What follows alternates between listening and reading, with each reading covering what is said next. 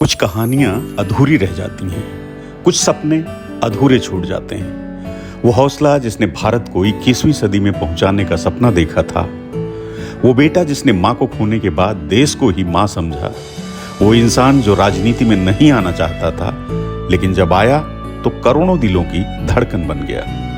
जी हाँ, ये कहानी है राजीव गांधी की, एक ऐसे शख्स की जिसने आसमान को छुआ, प्यार को जिया और देश के लिए अपनी जान दे दी।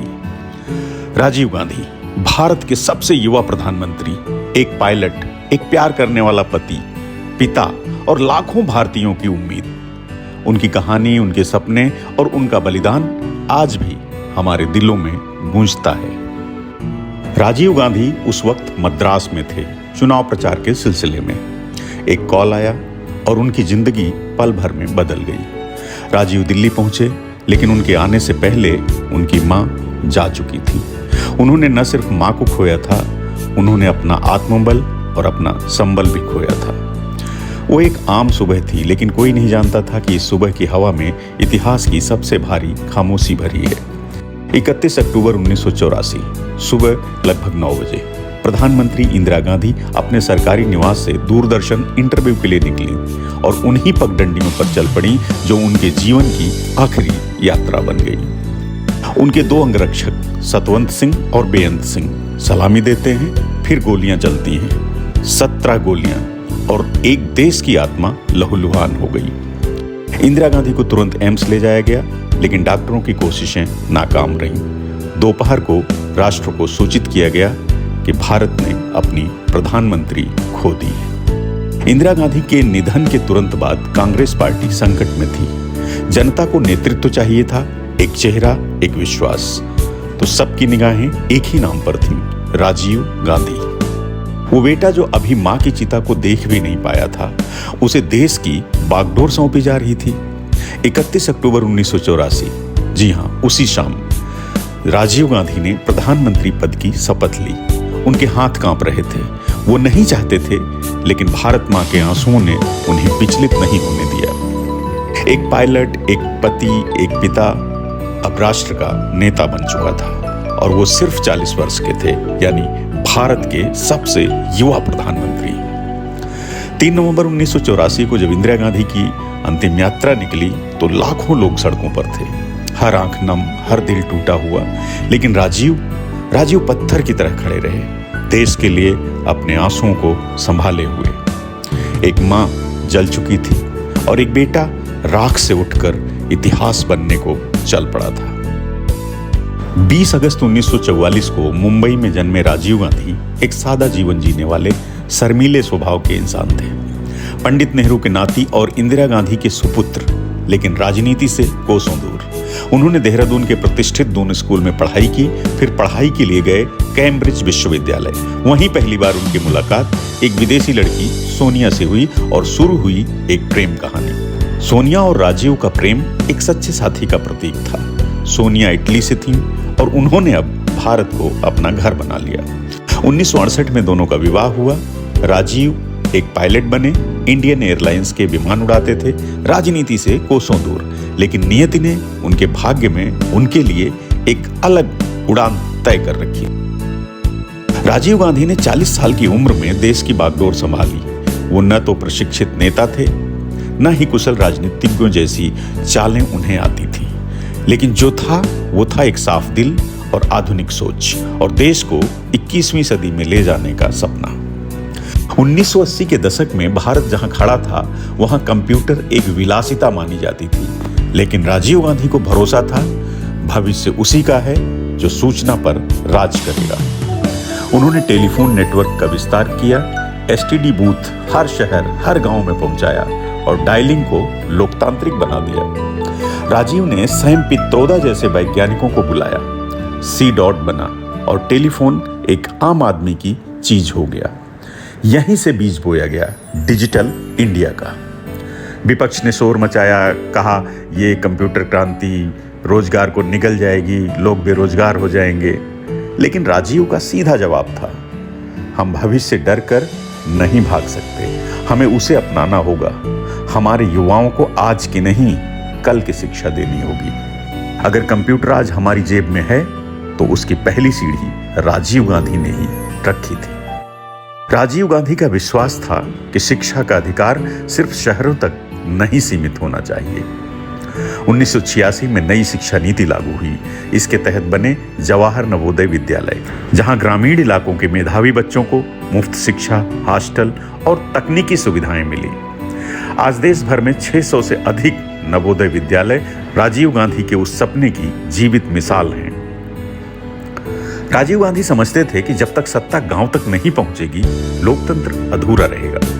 उन्होंने 73वां और 74वां संविधान संशोधन बिल पेश किया, जिससे गांव की पंचायतों और नगर निकायों को आर्थिक और प्रशासनिक अधिकार मिले।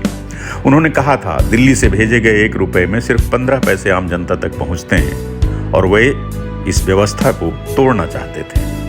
राजीव गांधी का एक और क्रांतिकारी कदम था पंचायतों में महिलाओं को आरक्षण, जिससे लाखों महिलाओं को पहली बार निर्णय लेने की भूमिका मिली। उन्होंने युवाओं को मजबूत किया और युवाओं के लिए खेल, स्कॉलरशिप और नौकरियों के दरवाजे खोले। भारत में स्वतंत्रता के बाद से कई वर्षों तक मतदान की न्यूनतम उम्र 21 वर्ष थी। इसका मतलब था कि 18 से 21 वर्ष तक के युवाओं को देश की लोकतांत्रिक प्रक्रिया में भाग लेने का अधिकार ही नहीं था। राजीव गांधी की सरकार ने संविधान में 61वां संशोधन एक्ट 1988 पारित किया। इसके तहत मतदान की आयु 21 वर्ष से घटाकर 18 वर्ष कर दी गई और यह संशोधन 15 मार्च 1989 से प्रभावी भी हो गया। राजीव गांधी ने संसद में कहा था कि अगर हम युवाओं पर भरोसा करते हैं कि वे देश की सेना चला सकते हैं, मशीनें चला सकते हैं, देश के लिए जान दे सकते हैं, तो हम उन पर यह भरोसा क्यों न करें कि वे देश के लिए सही नेता भी चुन सकते हैं। इसका फायदा ये हुआ कि 10 करोड़ से अधिक युवाओं को लोकतंत्र में भागीदारी का अवसर मिला। इससे भारत के लोकतंत्र में युवा सोच और ऊर्जा का सीधा जुड़ाव हुआ। ये फैसला भारत के युवाओं को सिर्फ मतदान नहीं बल्कि निर्णय का भागीदार बनाता है। इस फैसले ने भारतीय राजनीति में युवाओं की भूमिका को और गंभीरता से देखने के लिए राजनीतिक दलों को बाध्य किया। अब युवाओं की बातें, समस्याएं और सपने चुनावी मुद्दों में जगह पाने लगे।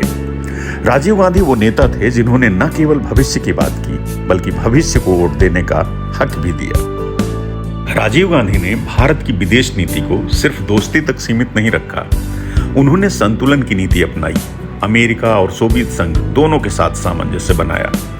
उन्होंने सार्क की नींव रखी, जिससे दक्षिण एशियाई देशों के बीच सहयोग को बढ़ावा मिला। 1987 में श्रीलंका में तमिल समस्या सुलझाने के लिए भारत ने IPKF भेजा, जो आगे चलकर एक जटिल मोड़ बन गया। 1986 में आया बोफोर्स घोटाला। स्वीडन से आयात की गई तोपों के सौदे में रिश्वतखोरी के आरोप लगे। विपक्ष ने राजीव गांधी की छवि पर सवाल उठाए। हालांकि कोई प्रत्यक्ष सबूत नहीं मिला, लेकिन एक आदर्शवादी नेता की ईमानदारी पर लोगों का विश्वास डगमगाने लगा। 1989 में कांग्रेस चुनाव हार गई, लेकिन राजीव गांधी हार कर भी अकेले नहीं थे। उनके पीछे तब भी करोड़ों युवाओं, महिलाओं और आम नागरिकों की उम्मीदें बंधी थी। उन्होंने खुद को सत्ता से बड़ा माना और जनता से जुड़ना नहीं छोड़ा। राजीव गांधी ने सिर्फ प्रधानमंत्री बनने के लिए राजनीति नहीं की। उन्होंने अपने छोटे से कार्यकाल में भारत की दिशा बदल दी। उनके सपनों की स्याही से आज का डिजिटल इंडिया, युवाओं का भारत और सशक्त पंचायत बना है।